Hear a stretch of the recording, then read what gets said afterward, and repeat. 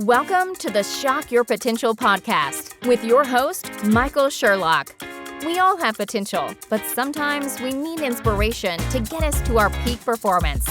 Whether you are starting out in your career, ready to move up the corporate ladder, or taking the leap into entrepreneurship, Michael's guests provide powerful tools and resources to shock your potential. Shock Your Potential is a global professional development training company committed to your unique journey. Learn more about us today at shockyourpotential.com. Listen in to today's expert.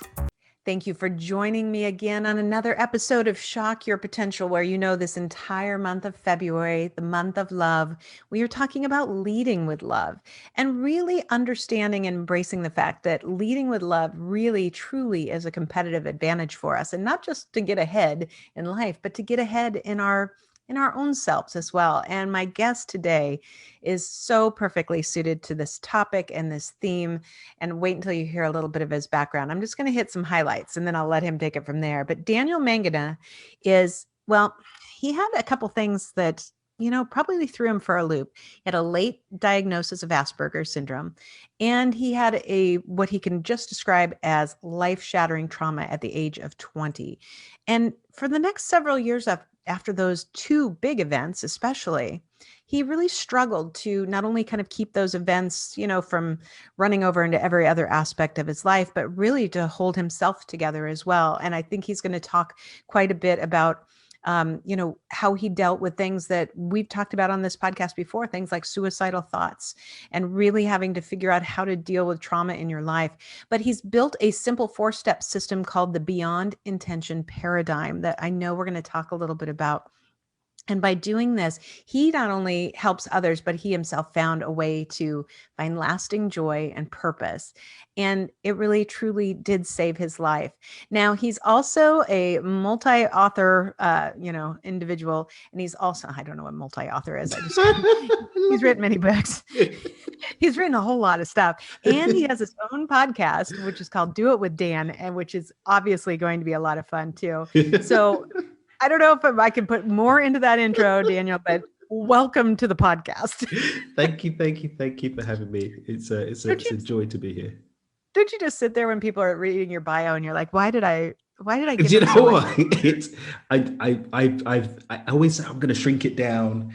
I don't know how to shrink it down. What am I going to do? I need to shrink myself. I'm not really sure how it works, but there we go. We're here. I find sometimes I get these bios and there's just like with yours, there's so many like really important critical pieces of information that I can't let them go. Everybody's got to know. I got to put them all in there. So well, we had to when I had my the profile that they did on me for the Wall Street Journal, I had to like put everything into like 90 words or something like that, or like 100 words. It's like, oh, what am I going to do with this? But we got it done. We got it done anyway.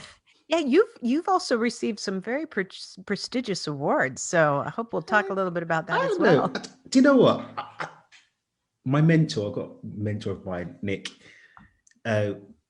He's like, oh, we've been asked to put some people forward for this thing that's going to be in the Wall Street Journal. I'll put you forward. Like, oh yeah, you got it. Okay, cool. Yeah. Oh, okay. It was pretty cool. But yeah. I think that comes down to just being in the right circles. I mean, he got me hooked up. I got interviewed by Jack Canfield a couple of months ago and some other really wonderful. Cool stuff. But yeah, just I can't take all of the credit. It was like, after Jack Canfield, of course you have me. So, from here. Well, he's going to have to step aside. He's going to have to step aside because we're talking about love. I love it. Oh my goodness. Well, I hit just the highlights. Tell us in your own words a little bit more about you, your business, and how you help your clients to shock their potential. You know what? This has actually been, for me, it's been looking at how things didn't work with me was where it really started, and seeking to understand how things didn't work with me. Mm-hmm. And then I like repeatable. If something's not repeatable for me, it doesn't really count. When people are like, oh, there's the law of this and the law of that. Okay, but is it repeatable? If it's not repeatable, then what's the point, Right. And what I've done is I've gone through, the 20 odd years I've been in this kind of crazy stuff that we do now with, mindfulness and consciousness and all that stuff. And and just looking at what actually works repeatedly. I'm an avid student of life, and I'm always learning and in new modalities and always investing myself and doing new things. And then what is repeatable? What is something that can be applied to different people from all walks of life? And what aspects of those can be distilled into something simple, like beyond intention? It's 4 steps, 4 words to remember: accept, clear, gratitude, listen. Accept, clear, gratitude, listen. 4 words. Is there more to it? Yes, there's like 7 levels to each one, and it goes into the thing. But ultimately, it's, can I remember these 4 things? When I come against a stuck state, when I come against resistance, when I come against an intention or a choice, can I walk through these 4 things and move through them with grace and ease? So what I love to say is I love to empower people to deliberately choose a more abundant, joyful, purpose-driven life, because choice is where it's at. And when we can have dominion over those choices and deliberately direct that dominion to outcomes that we actually want, then we can have an abundant, joyful, purpose-driven life. And that's what I like to do.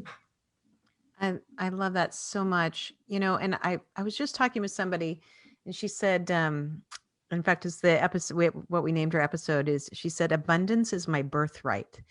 And it really stuck with me. And I say that too. You say that too? Oh my I love gosh. that already. I love it. I love it already. Yeah. It to me, it was just this sense of, and she wasn't there all the time either. She talks about, going through postpartum depression and not really liking herself and not knowing herself. And, for her to get to that point and say, abundance is my birthright. I was like, that's powerful. But to your point, it is a choice. We have to make a conscious choice to recognize that abundance, to open up our hearts to let it in. I mean, people love to talk about, I did a LinkedIn live about this. They talk about, divine plans, divine time. So are we saying that God and the universe is a tyrant that decides what we get and what we don't get? And if that's the case, then why should we bother setting it? I should just lie in bed and wait for what the universe or God's going to come with. Exactly. I feel like going to the pub. I'm going to go and do that until God decides what I'm going to get. But when we look at reality, without even getting into the mysticism and the esoterics behind these ideas and the truth of what actually they say, before we even go down that rabbit hole, if we just look at reality and what science actually continues to demonstrate in terms of the dominion that we actually have over what we experience, what we live, then that's just not the way it works. It's just not the way it works. We experience what we resonate with, what we allow, and then what we embody. That's what we experience. And if we start to choose what we're feeling, what we're thinking, and therefore, and what we're doing, what we're embodying, then we can actually deliberately experience things. We don't have to have the dark side of pain, because pain does have a purpose in many respects. We don't have to be in lack, because abundance is our birthright. Just look at nature. There is no lack in nature. Nature is always overflowing and abundant. When humans get involved, then maybe things go out of whack. But generally speaking, nature, when left to its own devices, is always abundant. So abundance is the natural order of the universe. It always has everything that it needs and is more. It's always expanding and growing. So it's just a matter of choosing to be in the flow of that and not holding these limited ideas and narratives about, only when I finish doing that, and I'm too this, I'm too that, I'm this, or I'm the other thing. We let go of these ideas and just come to the truth of abundance is the natural way of things. Everything has a purpose, and that purpose is to expand and have more life and to offer more life to others and to be a conduit for God, the universe source, to give more life to others. If we do that, we're going to be in a space of joy, because we're going to be in a natural. Look at children. Children naturally, when they come out, what do they want to do? They want to giggle, they want to laugh, they want to. Yeah. Because joy is a natural. It's natural and normal. And I want to see more people normalizing that. I so agree. And I think it's so easy at times to get pulled into negativity or looking at things from the opposite side. Everybody who listens to my podcast or knows me at all knows that I watch Good Morning America. It's like this thing that I do. I don't know why. It's just part of my routine. But over the last year, there have been many times that I've just turned it off because I can't have day after day, minute after minute of bad news or, the things about, every time I see a death toll on something, I'm like, death tolls only go up. They don't go down. Like, so why do I want to see it keep going? And I think that it's easy to slide into those things. And I want to dive into this a little bit more because, as you talk about, let's see if I got it right. Accept, clear, gratitude, and listen, right? Did I get that right? Yeah, 4 words. But the hardest one is the one you put first, and that's accept. I love to say that reality creation isn't complicated, but it's not easy. It's simple, but it's not easy. Yep. Because the thing is that if we accept ourselves and all our awesomeness, then nothing can stop us stepping into more awesomeness. And acceptance is just a question of acceptance, making the choice to accept ourselves, whole and complete, perfect in our imperfections. But then shame gets in the way, right? Which I battled with to the point of nearly even, wanting to take my own life. That's when guilt settles in. That's when, I can't accept that I did that, or that I was that, or, the past and the stories. That gets in the way, or blame gets in the way. I would take responsibility for this, but if it wasn't for who was this, or that was that, or that my mum did this, or this, blah, blah, blah, blah, blah, blah, blah, all the stuff. Whereas when we transcend that, step up to the plate and say, do you know what? I may not like everything that's been up until now, but I'm sure we're going to make sure everything that comes from now is something that I love. I may not love who I've always been, but I'm going to love myself now so that I can go on to make choices to be a person I can love and be proud of. I may have some shame around that, but I'm going to love myself even in spite of that, come to a space of wholeness and go on and allow those scars to be battle scars of a victory won against the dark side of life. That is accepting. I'm the author and creator of my life. Everything that's come till now may have been an unconscious choice, but it was a choice. And I'm going to step into the seat of that choice machine and ensure that the choices I make going forward reflect what I want to experience going forward. I love that idea of thinking about your scars as reminders of a battle that you won. Because it's easy to look at a scar, literally or figuratively, and say, "Oh, look, isn't that great that I got that?" But if you didn't have it, you didn't win the war. It's a reminder. It can be a reminder. I mentioned briefly about pain earlier. I mean, we're waiting for my wife to give birth literally any minute. And, the pain of childbirth, pain is not a negative thing. It's a signal. It's a signal that life is being brought to life. A headache could be an indication of the body telling you, go and have a rest, go and drink some water. Hunger pains, go and eat some food. I need something. It's just a signal. But the narrative that we attach to that signal dictates whether we suffer or whether we're being guided into something better. And it's the same with those scars. They can be just a reminder of a battle won versus, oh my God, that time in my life. You're here, bro. You're alive. You made it through. Celebrate. Stop, celebrate. That's true. Absolutely true. As you were talking about, hunger, headache, all those things. I'm like, what does it tell you when you have red licorice on your desk all day? Oh, I can't eat that right now because I'm taping. It tells me that I have to have delayed gratification and I have a sugar issue. Timing. Exactly. My husband tells me I am not good at delayed gratification. And then he starts laughing. He's like, you are like there's no definition that is so opposite of delayed gratification than me. But I'm like, whatever. I could say the thing about my wife as well, to be honest. Like, I want what I want when I want it. What's the problem with that? We love it. We love it anyway. Well, and I really like, the thought process about, the narratives that we write and how we control those or not control them, but they are important stories that we have to either embrace, change, but I think we have to recognize the stories we tell ourselves because they can either build us up or they can tear us down. And, that's where step 2 starts to come in. Because we have to be in a space where we can actually receive the information about those narratives to start making the choices.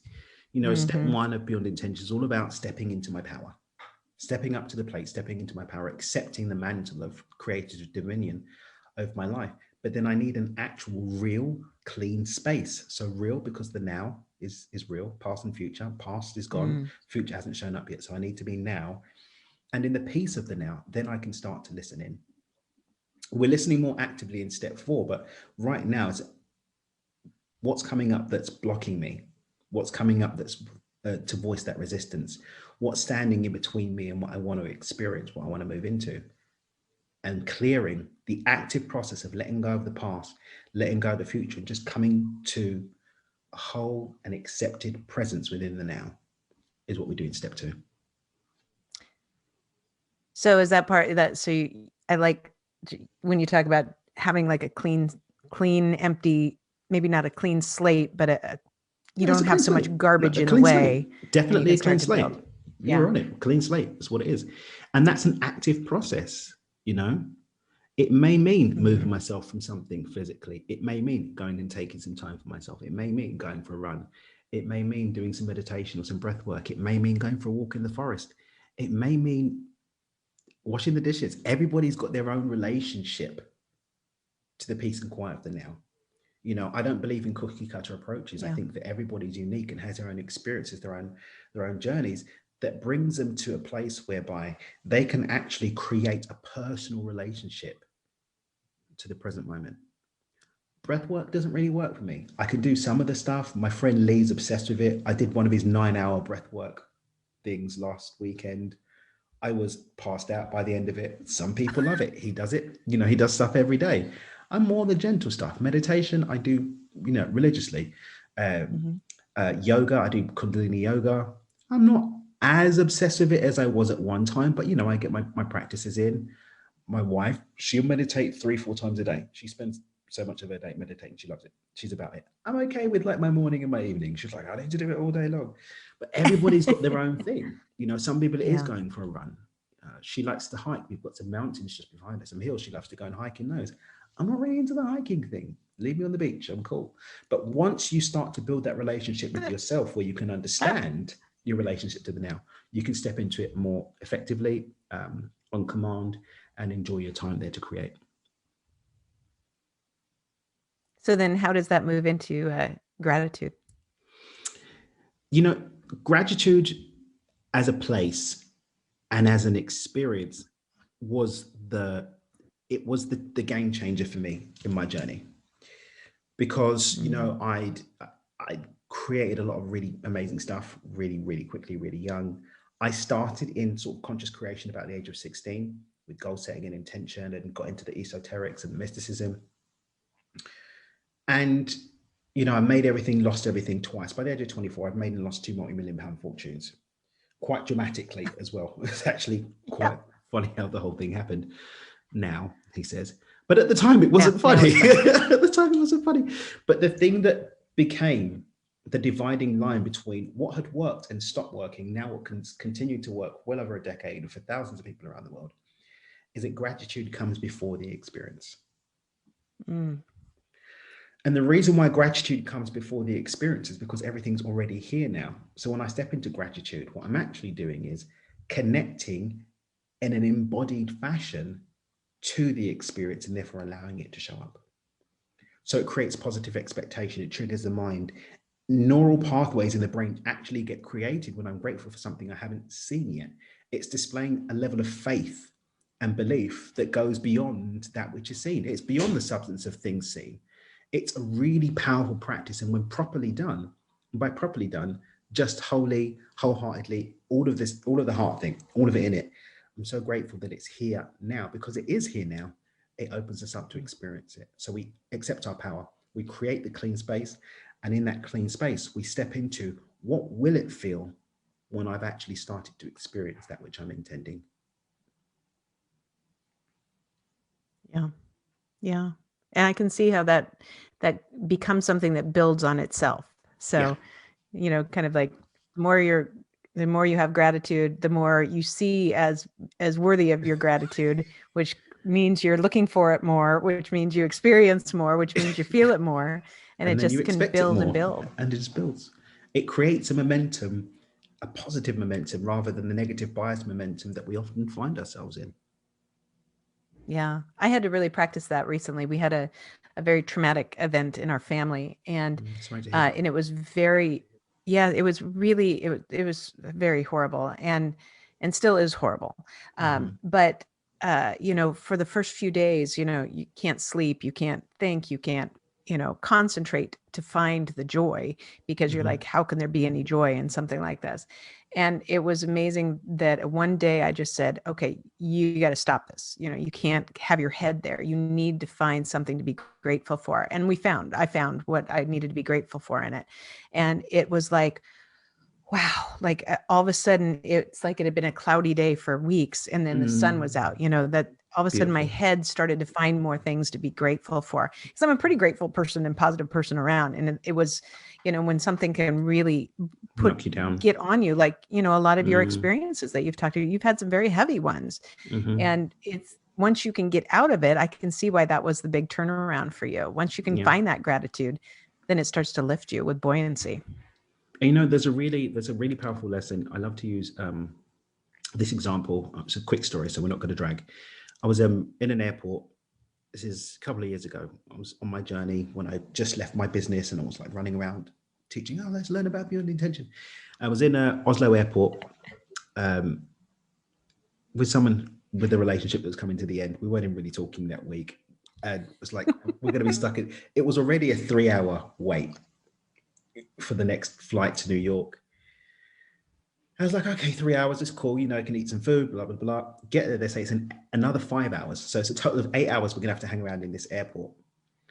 And my first thoughts were, oh my God, 8 hours. Oh my God. And blah, blah, blah. And I was going to be flying Norwegian Air. And Norwegian Air is like budget, right? So like you have to order a blanket in advance or pay for it on the plane kind of budget. So I'm like, I'm going to have to be in the air for 6 hours. I've got my first ever workshop, Build Intention workshop, was the next morning in New York. So I was going to have to, it was not the best situation. And I started to go down this path, and I said, wait, find out why it's delayed. Not because to change it, but just find out why. So I went and found out why, and they said, we discovered engine failure. So I went from being crazy, like, oh my God, I've got to spend 8 hours and all the things, and to, I'm so grateful that I have to wait 5 hours because they found this thing. The point being that sometimes a situation looks like there is no space to find something to be grateful for. But here's the trick. At least that didn't happen, because it's not the worst thing that can happen. Yes. And we can always look to that as a starting point to start working backwards and looking for more things to be grateful for in the experience, even if the thing that we're grateful for is that it wasn't as bad as it could have been. Exactly. It's so true. Absolutely. And if that's the one, silver lining you can find, it's still a pretty big silver lining.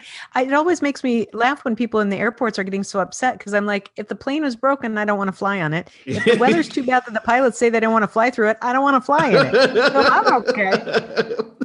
And it's just these crazy things. I mean, I remember once in a workshop, I was like, yeah, but my husband cheated on me. I said, did he give you an STD? No. Well, there's your gratitude point. and there's something to be thankful for. Oh yeah. There's always somewhere to start. There's always now, somewhere what if she would have said yes? If she would have said yes, did he get her pregnant? Did he get? There's always something to be grateful for. Always something. Might have to have several questions. But we'll find there. We'll find it. Oh. Well, I know we still want to move on to our topic for the month, but just tell us a little bit about Listen then, as the last of your cornerstones. Oh yes, of course. Let's listen. Listen is just the active process of thinking and feeling with awareness. What am I feeling? What am I thinking? And am I maintaining the course of what I've stepped into gratitude for? Have I veered off course? Do I need to make some adjustments? Do I need to step in and accept something else that's arisen? Do I need to clear on something else? Do I need to connect more deeply? Do I need to move on to the next step of gratitude? But thinking and feeling with awareness and staying in that space of what's going on internally, and am I still aligned with the outcome that I want to step into? Yeah, so you're really listening to yourself very intently. Especially what's going on up here in the noggin that might not be even said out loud. Oh yeah. Our internal chatter. I think this is fantastic. It's such a great reminder of what we can control in times, especially when we think we can't. And, I want to, dive in a little bit to our theme for the month, which is, leading with love. And what I really I'm so passionate about, oh, good, he's singing, is that I truly believe that when we lead with love, for ourselves, for others. I mean, that could be, leading in our own lives, leading in our families, leading in our jobs and our teams. But if we really intentionally choose love, that we will have incredible outcomes. So, what are your thoughts on that? Or what would you share with my listeners and viewers to, tap into that and really embrace leading with love? Do you know what I think is beautiful? It's that we can't control what other people do, but we do have dominion over how we're showing up. And because of the way the universe works in terms of what we are a vibrational match to, opens up the field as to what we can experience.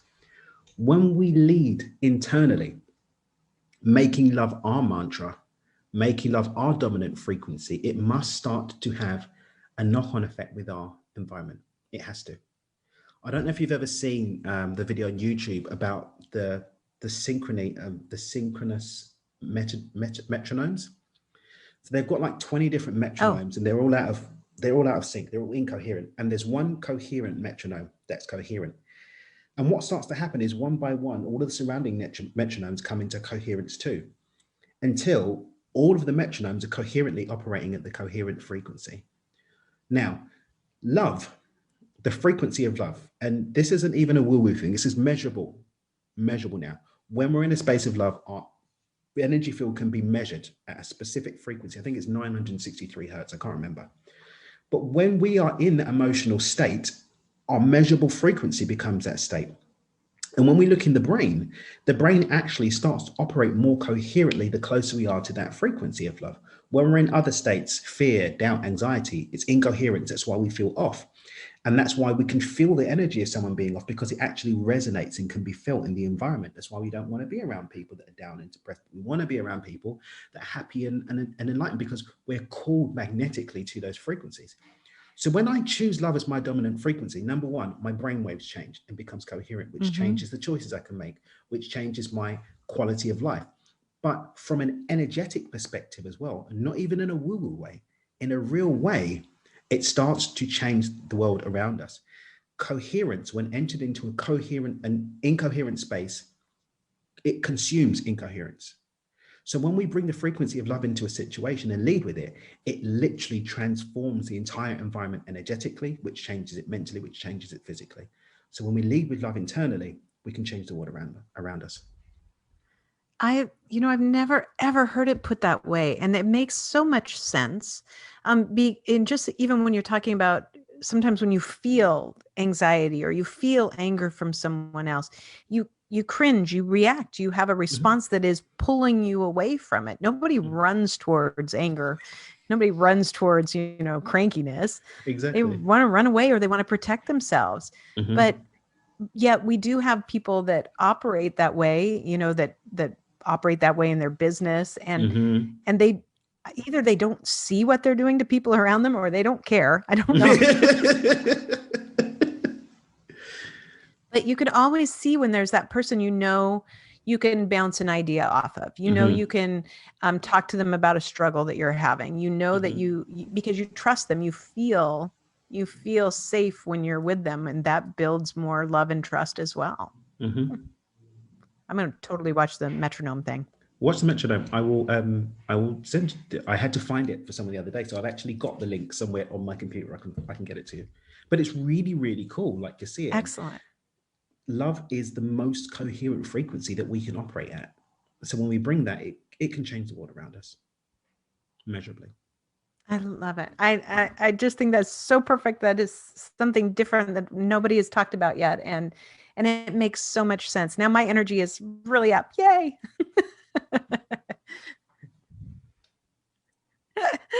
So I know we're going to have all of your information on our show notes. I hate to see this interview go because I just could talk to you forever.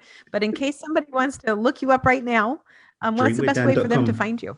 Dreamwithdan.com. Everything's there. Dreamwithdan.com. Books are there. The podcasts. Do you have a jingle for that since you'd like to sing? I actually have a song. I have a song for this rapper called Common. He's got a song called The Dreamer. And I just love it. And he's just talking about, being and so I've got that. I actually emailed them for permission. Hey, can I use your song? And they let me have it. And so we use that song on the jingle. But I think I might write a jingle though. Awesome. I'll get the guitar out. I love it. I think you should. Totally. Well, Dan, before we go, do you have any last words of wisdom or pearls of advice for my listeners and viewers? Choices aren't always hard, but they're always available. Choices aren't always easy, but they're always available. So the choice to lead with love may not feel like the easiest choice, but it's an available choice. And if we make that choice to lead with love, accepting our capacity to do it, clearing the ways that we can step into it and connecting with what it would feel like, it would just change the world around us. And amen to that. Let's continue to fill this world with as much love as possible. Oh, yeah. Oh, yeah. Dan, it's been such a pleasure. Thank you so much for being my guest today. Thank you for having me. I really appreciate it. Thank you for joining us on another episode of the Shock Your Potential podcast. Learn more about us today at shockyourpotential.com, including details on Michael's 2 best-selling books. Tell me more, how to ask the right questions and get the most out of your employees, and sales mixology, why the most potent sales and customer experiences follow a recipe for success. And as always, don't forget to subscribe, rate, and like us today.